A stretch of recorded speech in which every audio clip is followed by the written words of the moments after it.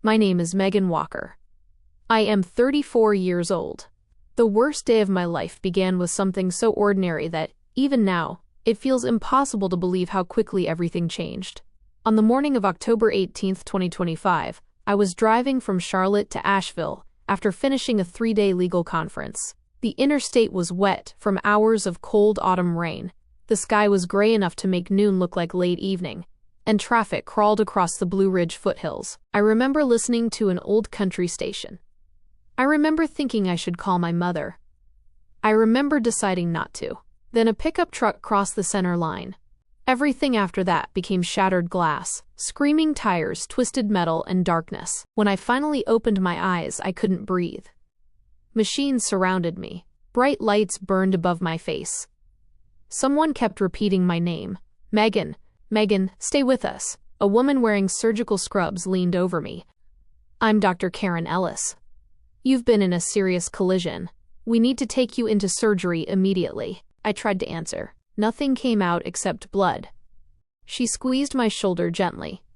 Don't try to talk. Somewhere beside the bed, another nurse asked, Emergency contacts? My parents. Those were the only words I managed. The nurse nodded and walked toward the phone. At that moment, I still believed that, no matter what had happened between us over the years, my parents would come. People always came when family was dying. Didn't they? If you had asked anyone who knew the Walker family, they would have described us as successful. My father, Richard Walker, owned one of the largest construction companies in western North Carolina. My mother, Elaine Walker, chaired charity galas, organized community fundraisers, and never missed an opportunity to remind people how important family values were. Our Christmas cards looked perfect. Our family portraits hung in expensive frames. Our smiles were practiced. Everything looked beautiful. Almost nothing was true. I have one younger brother. His name is Daniel. Growing up, people called him extraordinary. Teachers adored him. Neighbors praised him. My parents spoke about him the way people talk about future presidents. Daniel scored the winning touchdowns. Daniel received scholarships. Daniel started his own technology company before turning 26. Daniel married his college sweetheart. Daniel gave my parents 2 grandchildren. Whenever relatives gathered, conversations somehow returned to Daniel. Always Daniel, never me. I wasn't unsuccessful. I graduated from law school. I became a litigation attorney specializing in medical malpractice. I built my own career without anyone's help. By 34, I had made partner at a respected Charlotte law firm. I bought a modest townhouse. I paid every bill myself. I volunteered twice a month at a legal aid clinic for families who couldn't afford representation. Objectively, I had a good life, but none of it mattered inside my parents' house, because no achievement was ever enough to compete with Daniel. I learned that lesson very young. When I was 12 years old, I won first place in the statewide history competition. 300 students competed. Only one won. My teacher hugged me. The principal announced my name over the school loudspeaker. I carried the gold trophy home so carefully that afternoon. My father barely looked up from the television. That's nice. My mother smiled politely before asking, What time does Daniel's baseball practice start? The trophy stayed on the kitchen counter for 3 days. Then someone moved it into a storage closet. Years later, I found it covered in dust behind old paint cans. When I graduated from high school as valedictorian, my parents left the ceremony 20 minutes early. Daniel had a regional soccer tournament. We'll celebrate later, my mother promised. Later never came. During college, I worked 3 part-time jobs. I graduated without asking my parents for $1. When I proudly showed my father my diploma, he nodded once. Daniel's startup just secured its first investors. That was the entire conversation. Eventually, I stopped trying. It was easier to expect nothing than to hope for something that would never arrive. There was only one exception. My grandmother, Margaret Walker. Everyone called her Maggie. She was my father's mother. She lived alone in a white farmhouse outside Hendersonville, surrounded by apple trees that had been there longer than anyone could remember. Whenever I visited, everything felt different. She listened. Really listened. She asked about my classes, my friends, my dreams. She remembered little details months later. If I mentioned liking blueberry pie once, she'd bake one the next visit. When I complained about law school finals, she mailed handwritten encouragement every week. She never forgot my birthday. Never. She also noticed things no one else seemed willing to acknowledge. One afternoon, shortly after my 16th birthday, we sat on her porch watching summer thunderstorms roll across the mountains. She looked at me quietly before saying, "You spend too much time trying to earn love that's supposed to be given freely." I laughed awkwardly. "What do you mean?" She smiled sadly. "You know exactly what I mean." I looked away. She reached across the table and covered my hand with hers. "Megan," her voice became almost a whisper, "you never have to prove your worth to people who should already know it." I wanted to cry. Instead, I changed the subject. That was the last peaceful summer before everything changed. A year later, my grandmother simply disappeared from my life. No birthdays, no Christmas dinners, no Sunday lunches, nothing. I asked my father where she was. He answered without looking at me, "We're not speaking anymore." "Why?" "Adult problems." "Can I call her?" "No," my mother added. "It's better this way." Whenever I mentioned Grandma Maggie after that, the room became cold. Eventually, I stopped asking. I convinced myself she no longer wanted to see me. It hurt, but children are remarkably talented at blaming themselves for things they don't understand. Years passed. Law school. The bar exam. My first apartment. My first courtroom victory. Promotions. Long nights. Endless work. Life kept moving. Sometimes I wondered about my grandmother. Usually around Christmas. Or on my birthday. Or whenever I baked blueberry pie. Then I'd tell myself she must have forgotten me. People move on. Life changes. That had to be the explanation. Didn't it? By October 2025, I hadn't seen her in nearly 16 years. I had no idea whether she was alive. No idea where she lived. No idea that someone had been quietly watching over me every single year. Inside Asheville Regional Medical Center, the nurse finished speaking with my emergency contacts. She returned slowly. Her expression had changed. Doctors notice things. Nurses notice even more. This nurse looked at me with the kind of sadness people where when they've just witnessed something they wish they hadn't. Dr. Ellis noticed too. "Is everything all right?" The nurse hesitated. Then she answered quietly, "They said." She stopped. "What did they say?" the doctor asked. The nurse swallowed. "They said they're hosting Daniel's son's birthday party today." Silence filled the trauma room. The heart monitor continued its steady rhythm. "They asked us to call back only if..." She couldn't finish. The doctor looked directly at her. "Only if what?" The nurse lowered her eyes. "They said, only if she doesn't make it." For the first time since the accident, the physical pain wasn't the worst thing I felt. The operating room doors closed behind me at 2:14 p.m. The anesthesiologist asked me to count backward from 10. I made it to 7. Then, everything disappeared. When I woke up, sunlight filtered through half-closed hospital blinds. Every breath felt like someone had driven a knife between my ribs. A tube ran from my chest. Bandages wrapped my left shoulder. My right leg was suspended slightly above the mattress. Machines beeped steadily beside me. I had survived. Barely. A nurse noticed my eyes opening. "There you are." She smiled warmly. "We've been waiting for you." My voice was almost gone. "What happened?" "You were in surgery for almost 6 hours."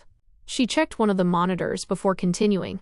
"You had internal bleeding, a collapsed lung, 3 fractured ribs, a shattered collarbone, and multiple deep lacerations." I closed my eyes. "So, I'm alive." She laughed softly. "Very much alive." The first thing I looked for wasn't the pain medication. It wasn't water. It wasn't my phone. It was the chair beside the hospital bed. Empty. No flowers. No balloons. No overnight bag. No jacket draped over the chair. Nothing. The room looked exactly like the room of someone who had no visitors. The nurse introduced herself. "My name is Linda." She checked my IV. "How long?" You've been unconscious for almost 23 hours. I nodded slowly. My family? Linda paused. There are moments when silence answers a question before words do. No one has come. She said it gently. So far, no. I stared at the ceiling. 23 hours. Not one visitor. Not even Daniel. Later that afternoon, another nurse helped me sit up for the first time. Pain exploded through my chest. I nearly passed out. Easy. She supported my shoulders. You're doing fine. I wasn't. Nothing about this felt fine. After she left, I reached for my phone. The battery was almost dead. 5 missed calls. All from unknown numbers. 3 text messages. The first was from my mother. Where are you? Daniel's party started an hour ago. The second came 45 minutes later. You could at least let us know if you're not coming. The third had been sent that evening. Very disappointed in your behavior. Call when you're ready to apologize. I read them 3 times. Not one message asked whether I was alive. Not one. They genuinely believed I had simply skipped the birthday party. I quietly locked the screen. For some reason, that hurt more than hearing what they had told the hospital. The following morning, a physical therapist arrived. Walking 10 feet exhausted me. Every movement reminded me how close I had come to dying. The therapist encouraged me. Little by little, she smiled. Recovery isn't a race. Recovery. The word sounded strange, because physically, I would recover. Emotionally, I wasn't sure. On the 3rd day, someone knocked softly before entering. She wasn't wearing scrubs. She carried a leather folder against her chest. Hospital administration. My name is Susan Carter. She smiled kindly. I handle patient financial services. Immediately, my stomach tightened. Hospital bills. Insurance. Paperwork. Numbers. I had excellent insurance. Even so, trauma surgery wasn't cheap. I know this probably isn't the conversation you want. She sat beside my bed. But there's something unusual I need to tell you. I waited. She opened the folder. Your balance has already been paid. I blinked. I'm sorry? Completely. By my insurance? She slowly shook her head. No. My confusion deepened. Then who? Susan looked toward the closed door before answering. A gentleman came here the evening of your surgery. I've never seen him before. He asked detailed questions about your condition. He met with administration. And then, she slid a receipt across the blanket. He paid everything. I looked at the total. $184,672.13. I stared at the number. Again. And again. There has to be a mistake.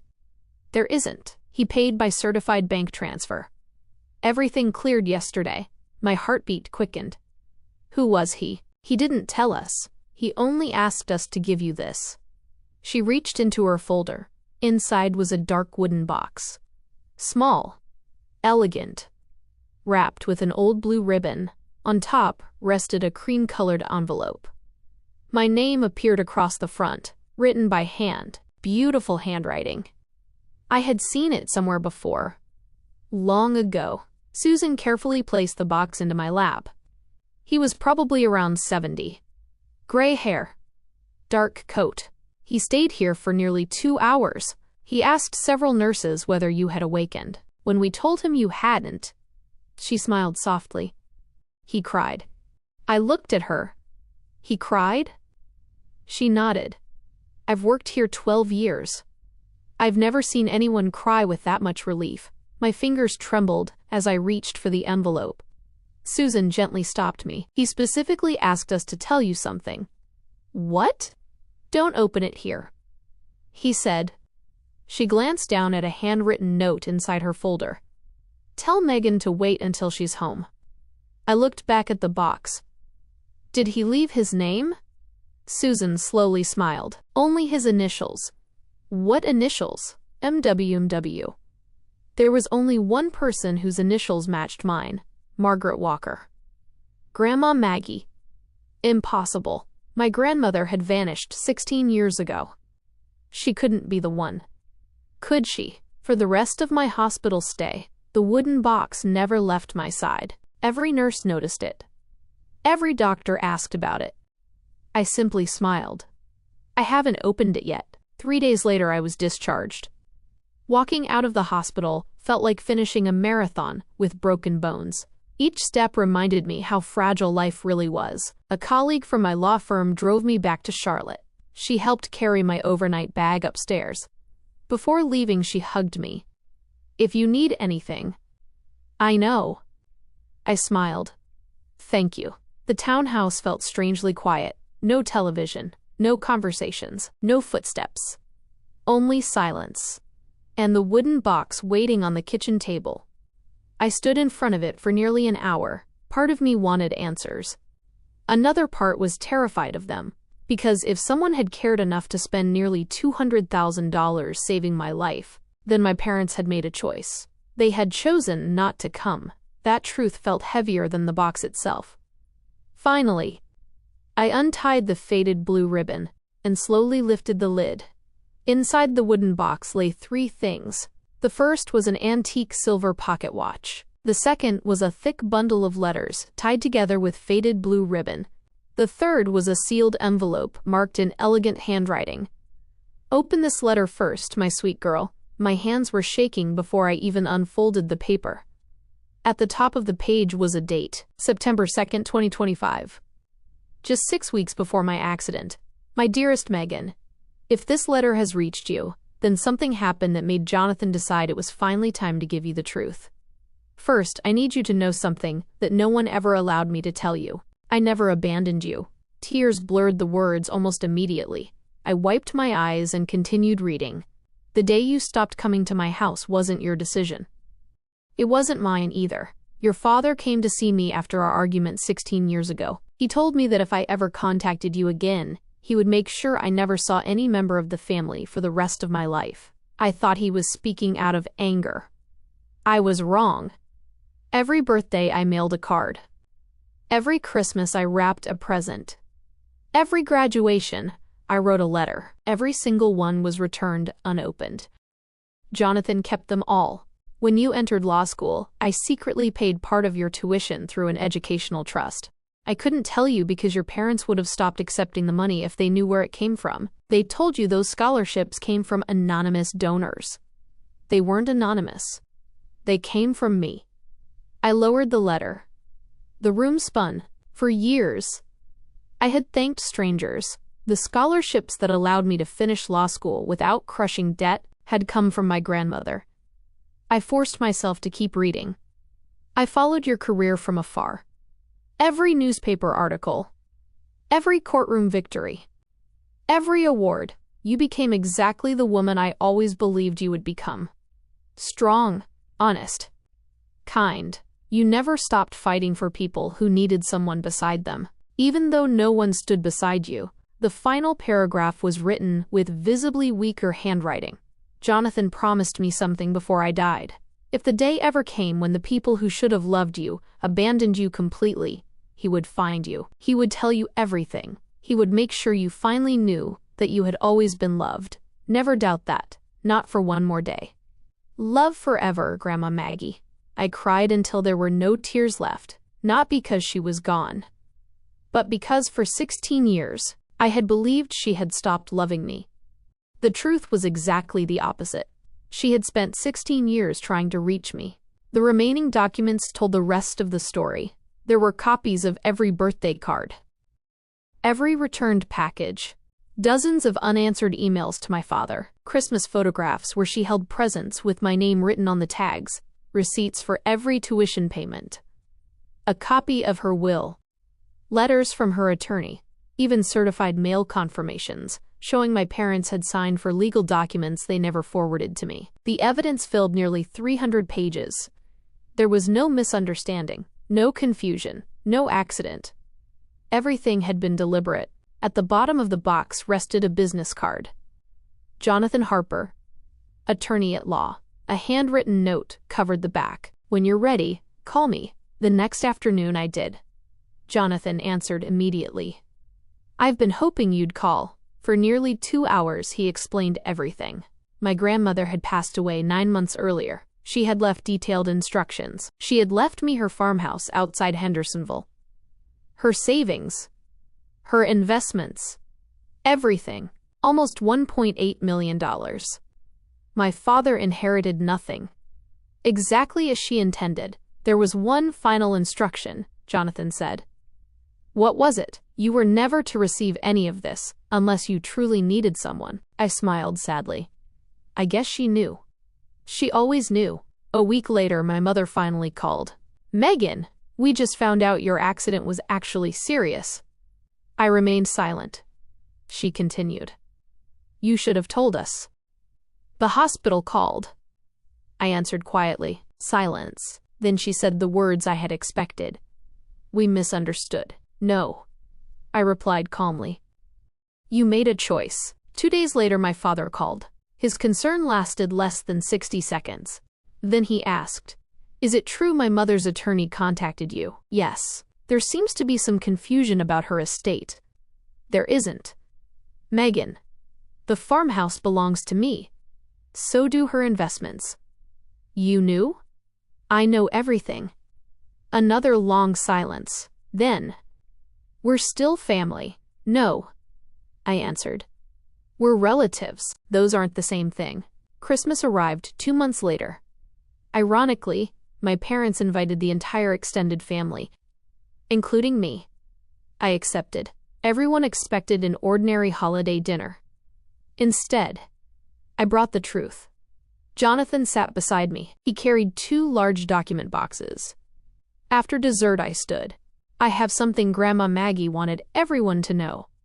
The room became quiet. I placed her letter on the dining table, then the stack of returned birthday cards, then copies of every certified letter, every receipt, every email. Finally, Jonathan distributed copies of her will. No one spoke, not for several minutes.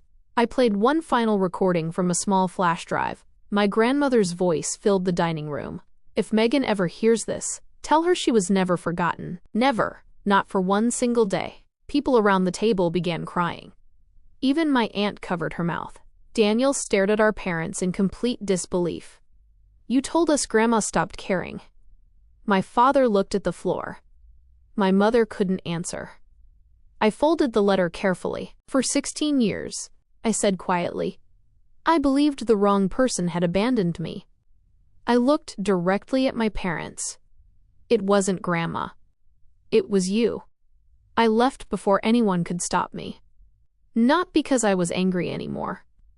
Because there was nothing left to say. 3 months later, I moved into my grandmother's farmhouse. The apple trees still surrounded the property. The porch swing still creaked in the evening wind. Her favorite rocking chair still faced the mountains. For the first time in my life, a house felt like home. Using part of the inheritance, I established the Margaret Walker Foundation. Every year, it provided scholarships to law students who had grown up without family support. Students who worked full-time. Students who had been abandoned. Students who simply needed one person to believe in them, exactly as my grandmother had believed in me. One afternoon, nearly a year after the accident, a young woman named Sophie visited the foundation office. She had just been accepted into law school. She apologized for crying. My parents said I'd never become a lawyer. I smiled. They were wrong. She laughed through her tears.